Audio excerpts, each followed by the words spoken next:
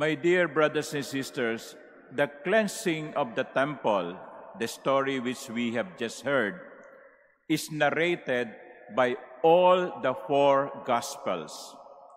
It means that you can see the same story, although on different places, in the Gospel of Mark, Luke, Matthew, and John. So if the four Gospel writers included the cleansing of the temple in their Gospel, the story must be very important. The message must be very important. And therefore, the question is, what is the message? What does the story tell us? Well, there are several things, but I'll just give you two. I'll give you two. Number one, the more important one is that the destruction of the temple, when the cleansing of the temple, when the Jews asked them, "What sign can you show us for doing this?" Anong karapatan mong gawin ang ginawa mo? And Jesus answered, "Destroy this temple, and in 3 days, I will raise it up." Gulat yung mga Hudyo. Wow, yabang no? Ginawa ito sa loob ng 46 na taon. Almost 50 years. At itatayo mo lang sa 3 araw, sa loob ng 3 araw? Yabang, no? But what is the point? The point is, Jesus is referring to himself as the new temple. Once he has risen from the dead, the people will no longer worship at the temple made by stones, but rather worship in the temple made by his resurrected body, glorious body. So it's kind of a shift, no?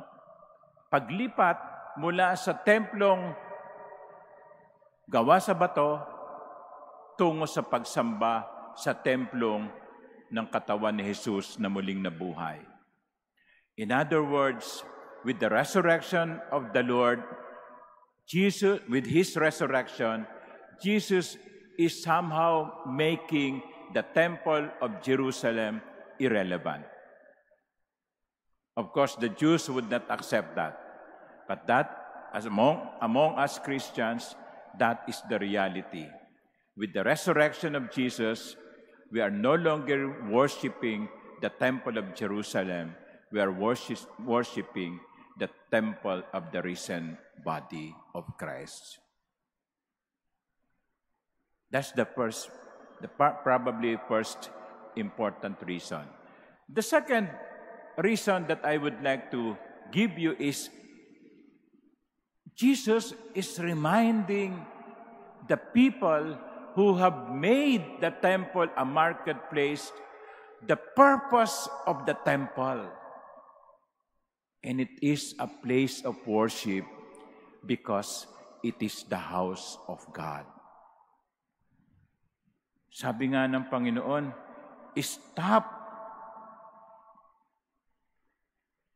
Stop making my Father's house a marketplace.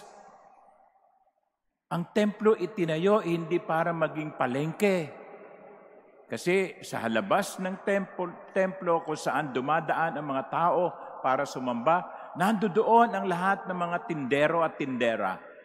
Nagbebenta ng mga hayop na iaalay sa templo, nagbebenta ng mga kalapati na iaalay sa templo, merong money changer sapagkat yung ordinary money, no, cannot be used as an offering to the temple.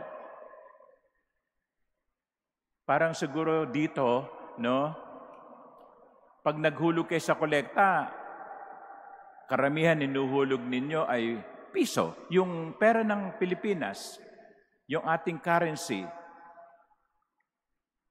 Maganda siguro gawin ko, i-require ko, ang lahat ng collection dapat i-convert sa dollar. No? Okay? Kaya meron tayo money changer sa labas. Hindi tatanggapin ang Philippine currency. But that was the practice in the temple during the time of Jesus. That's why a poor man, a poor Jew who comes from, say, Nazareth, or far-flung area, will go to Jerusalem once a year, bringing with him his money, and he will look for money changer because he cannot put in the collection box his own money. He has to convert it into the temple money, and doon nagkakaroon ng lamangan. Doon nagkakaroon ng injustice. Kasi dahil wala kayong choice, ito ang conversion rate. Susunod kayo, ayaw nyo o gusto nyo. Kaya yung taong pobre na ito lang ang makakaya, kung kulang ang kanyang pera, hindi siya makapag-aalay kasi hindi niya pwedeng ihulog yung kanyang pera. It has to be converted to the temple currency. Doon nagagalit ang Panginoon. Yung templo na dapat ay gamitin sa pagsamba ay nagiging lugar kung saan ang mga tao'y napipigilang sumamba. Stop making my Father's house a marketplace. Perhaps at this point, my dear brothers and sisters, I invite you to ask yourselves, what precious things have been converted into cheap ones? What things that are divine have been converted into something that is too secular?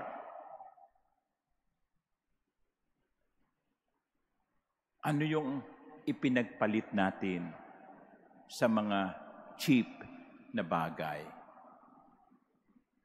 I can give you some. Manners. Good manners. Nung araw, ang bata marunong mamupo. Marunong magmano. Ngayon, sasabihin mo pa, magmano ka dyan, matanda yan sa'yo. Hindi kusa. Paano ka sumagot? Mamupo ka. Nawala na yon. Something precious that we have handed over to us through generations of Filipinos have been lost little by little. Behavior, manners. I saw a picture of Manila, I think before the war. And it's I think in Santa Cruz or Divisoria. And people were properly dressed. Kahit na naglalakad sa kalsada. Ang galing, ang ganda. Ngayon, kumisan, kahit sa pagsimba, parang nanggaling sa, parang kagigising lang. Ito, hindi biro to Last year, simbang gabi, madaling araw, 4:30. So, nagbigay ako ng communion. Napunta ako sa gitna and then bumalik ako. May nakita ko nagsimba, naka-pair of pajamas. Hindi ko alam kung bago yun, Sinimba niya yung kanyang bagong pair of pajamas. Sabi ko, ano ba to? Galing ba to sa higaan at dumiretso na sa simbahan? Nawawala na ba tayo ng sense of divine? Na iba yung damit natin kapag tayo ay sumasamba, nagmimisa, dumadalo sa pagdiriwang ng misa?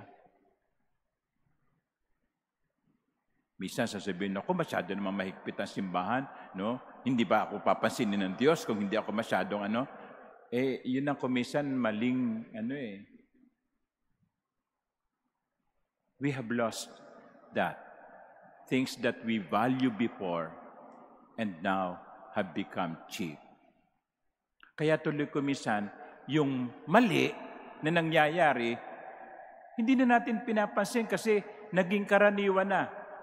Pag nanakaw sa gobyerno, umaangal pa ba tayo? katiwalian sa gobyerno, nagrereklamo pa ba tayo? Katiwala nga na iba, pare-pareho lang naman yan eh. Yun ang mali. Stop making what is precious to something cheap. Just like Jesus saying, do not turn the house of my Father into a cheap marketplace. It was built for the Lord. Use it to worship the Lord. As we celebrate the anniversary of the dedication of this cathedral, let us thank the Lord for this gift of beautiful church. But no matter how beautiful this church, this cathedral is, if there is no living community worshiping inside, it will just be a beautiful cathedral to look at. Hindi itinayo ang katedral para pagmasdan at hangaan, kundi para gawing lugar ng pagsamba.